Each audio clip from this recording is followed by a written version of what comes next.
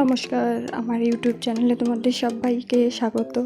তো দেখো, আজকে আমাদের পেয়ারা গাছের এখানে চলে এসেছি। পেয়ারা হয়েছে, প্রচুর পেয়ারা হয়েছে। তো এগুলো কুচি করছি। তো কটা পেয়ারা মানে বড় বড় হয়েছে, ভাবছি পারবো। তো দেখো, কাদা পেয়ারা হয়েছে, আর এত মিষ্টি পেয়ারাগুলো ছোটো ছোটো অবস্থায় পেকে যায়। আর এই যে পেয়ারা পেরে নিয়ে এসেছি। তো এগুলো একটু একটু বড় হয়েছে, আর ছোট অবস্থাতেই মানে পেকে যায়, দিয়ে না দেখতে পেলে বাকি খেয়ে নিই। আর এই যে সেদিনকার বলেছিলাম আমাদের বাড়ি অনেক সবজি লাগা বাবা। তো এই যে ঝিঙ্গা হয়েছে, তো এই দিকে বেগুন গাছ রয়েছে, ঝিঙ্গা গাছ রয়েছে, সেই পাশে আমাদের ঘরের এক সাইডে শসা গাছ রয়েছে। তো মানে প্রতিটা সিজনে যা হোক একটা কিছু লাগাবে। পেয়ারা বলো, এই যে ঝিঙ্গা, এটা ঝিঙ্গা গাছ, আর একটা এই পাশে এই ঝিঙ্গা গাছ আর শসা গাছ সব এই দিকটায় লাগানো আছে। এই যে শসা হয়েছে ছোটো ছোটো দুটা, প্রচুর শসা হয়েছে। শসাগুলো যেমন মিষ্টি খেতে, আর কি বলবো, বড় বড়, প্রচুর বড় বড় হয় শসাগুলো। এই যে শসা সকালবেলা বাবা পেরে নিয়ে এসেছিলো 3টা শসা। তো এই ছোটো ছোটো হয়েছে এগুলো, আর আগে যেগুলো খেয়েছি ওগুলো অনেক বড় বড়। তো আর এগুলো কী পাতা তোমরা চেনো না কি অবশ্যই বলছি, মানে বলবে। এগুলো আমাদের এখানে টক পাতাই বলে। তো এগুলো অনেক রকমভাবে খাওয়া যায়, শুধু মানে কি বলবো, নুন আর সর্ষে ফোড়ন দিয়েও, লঙ্কা দিয়েও, এটা মানে শাক যেরকম রান্না করে সেরকমও খাওয়া যায়, বা চিংড়ি মাছ দিয়ে হোক, মাংস দিয়ে হোক, যেরকম হোক তরকারিতে দিয়েও খাওয়া যায়। তো আজকে তোমাদের দেখাবো এটা রান্না করে। তো অবশ্য সকালবেলায় রান্না করেছে মা। বাবা তো সকালে কাজে যায়, রান্না মানে করতে হয় সকালবেলা, ভোরবেলায় উঠে কিছু রান্না করে নিয়েছে। আর দুপুরে আমি এই যে মাছ ফ্রিজ থেকে লোটে মাছ নিয়ে নিচ্ছি। তো লোটে মাছে আর কি ঝুড়ো করব, আর ওই টক পাতাটাই শুধু ভাজবো। তো দেখো রেসিপিটা আর কি আমি যেরকমভাবে করি আর কি সেরকমভাবে তোমাদের দেখাবো। আর এই যে টক পাতাগুলো এখন ধুয়ে নেবো ভালো করে, পরিষ্কার করে। না হলে টক পাতা এগুলো গায়ে প্রচুর নোংরা থাকে, আর সেই কী বলবো, এখন কুয়াশা পড়ছে না, জল জল জল জল হয়ে থাকে উপরটায় কীরকম, সেই সাবানের ফেনা যেরকম হয় সেরকম টাইপের। তো ভালো করে ধুয়ে নেবো।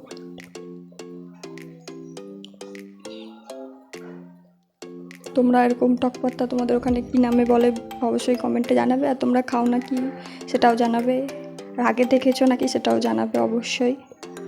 তো ভালো করে এটা ধুয়ে নেবো, 3-4 বার করে ধুলেই হয়ে যাবে।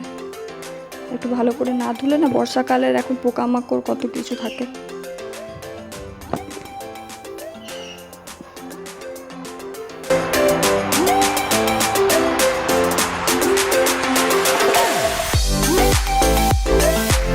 এই যে প্রথমে এবার কড়াইতে জিরা ফোড়ন দিয়ে দিলাম। এটা মাছ করবো, লোটে মাছের ঝুড়ো। আদা রসুন তো বাটি নিয়ে একটু গ্রেটারে একটু কুচি করে নিয়ে নিয়েছি। তো ভালো করে একটু ভেজে তো এর ভিতরে সব মশলা দিয়ে দেবো। মশলা বলতে নিত্য প্রয়োজনীয় যে মশলাগুলো রান্না হয় সেগুলোই দিয়ে দেবো। হলুদ, লঙ্কা, জিরে গুঁড়ো, কাশ্মীরি লঙ্কা গুঁড়ো আর নুন। এই যে লঙ্কা গুঁড়ো দিয়ে দিলাম, একটু জল দিয়ে দিচ্ছি যাতে না পোড়া লাগে আর কি মশলাটা। ভালো করে কষিয়ে দিয়ে মাছটা দিয়ে একটু ঢাকা দিয়ে রেখে দেবো। জিরা গুঁড়ো দিয়ে দেবো। এবার কাশ্মীরি লঙ্কা গুঁড়ো দিয়ে দিচ্ছি, ভালো করে একটু নাড়িয়ে নেবো। নুন দিয়ে দিচ্ছি, দিয়ে এটাও ভালো করে একটু কষিয়ে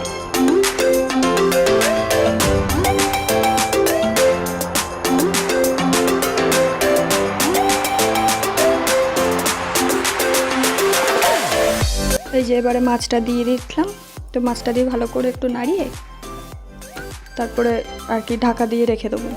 দিয়ে একটু জল বেরিয়ে যাবে, অবশ্য জল বেরিয়ে গেলে একটু দিয়ে ঢাকাটা খুলে দেবো। ভালো করে খুলে ভালো করে একটুখানি শুকনো শুকনো করে ঝুড়ি ঝুড়ি আর কি ভেজে নেবো। তো ঢাকা খুলে নিয়েছি, ঢাকা দেওয়ার পরে জল বেরিয়ে গেছে দেখো। ঢাকা খুলে এই যে ভালো করে নাড়িয়ে নিচ্ছি, দিয়ে একটু জালটা বেশি করে দিয়ে এই যে হয়ে গেছে। তো নামিয়ে নেবো বাটিতে করে। তো আমি যেমন পারি অবশ্য তেমন করেছি, যেরকম করি আর কি। তো এবার টক পাতাটা এই যে সর্ষা ফোড়ন আর লঙ্কা ফোড়ন দিয়ে দিলাম, দিয়ে টক পাতাটা দিয়ে দিলাম, দিয়ে ভালো করে নাড়িয়ে নেবো। নাড়ি একটুখানি ওই ধোয়ার পরে যে জলটা থাকে না, ওই জলটা বেশি হয়ে গেছে একটু, মানে কি বলবো, একটু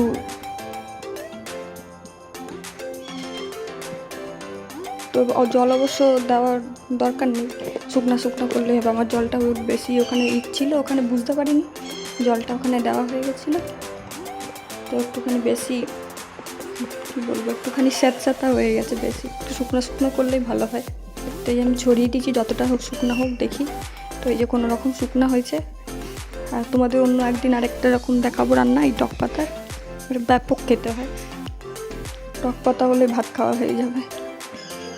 তো আমার হাজব্যান্ডকে এই যে ভাত দিয়ে দিয়েছি। তো আমরা কিন্তু রেশনেরই চালের ভাত খাই, আমাদের এখানে রেশনের চাল খুব ভালো। তো এই যে ডাল পেঁপে দিয়ে রান্না করছে মা, আর কুমড়া আলু আর পুঁই ডাঁটা দিয়ে তরকারি, কফি ভাজা, আর এই যে টক পাতা আর লোটে মাছের ঝুড়ো, ওই দুটো শুধু আমি করেছি, আর বাদ বাকি সব মা রান্না করেছে। তো আমার বরকে যে দিয়ে দিয়েছে খেতে সাজিয়ে।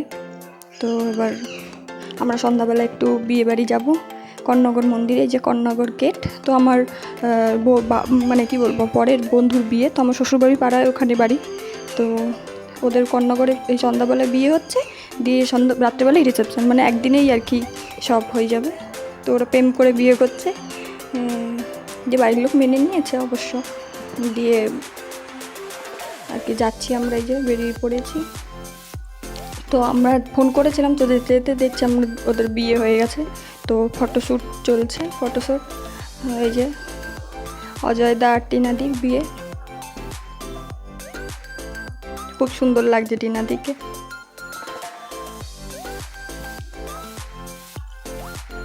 তো ওদের ফটোশ্যুট হচ্ছে, মালা বদল আর কী ফটোশ্যুট হবে জানি না।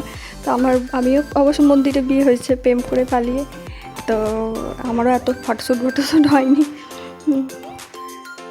তো হচ্ছে সকালে আসার কথা ছিল, মানে ওই অজয় দাদের বাড়িতে, তো যাওয়া হয়নি আর কি।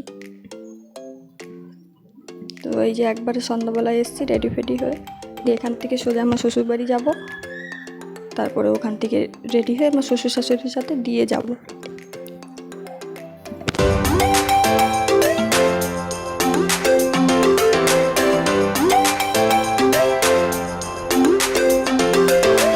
ওদের ফটোশ্যুটে যে হয়ে গেছে, ওই শ্বশুরবাড়ি আমি চলে এসেছি, যে আমাদের শ্বশুরবাড়ির পাড়া।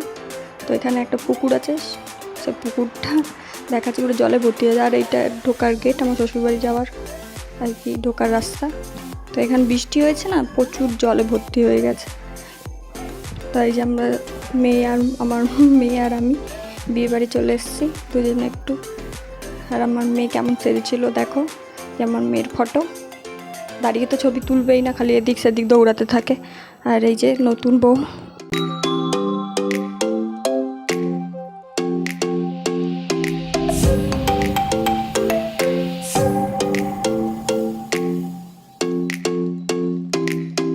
তো আমার ভিডিওটা কেমন লাগলো অবশ্যই জানাবে। তো লাইক করবে, শেয়ার করবে, সাবস্ক্রাইব করবে। ওই যে লাল আর সাদা শাড়ি পরে আছে, এটা অজয়দার মা, টিনাদির শাশুড়ি, আর এটা টিনাদির ননদ। বলছে আমার ভিডিও করো না। তো আজকের মতন টাটা।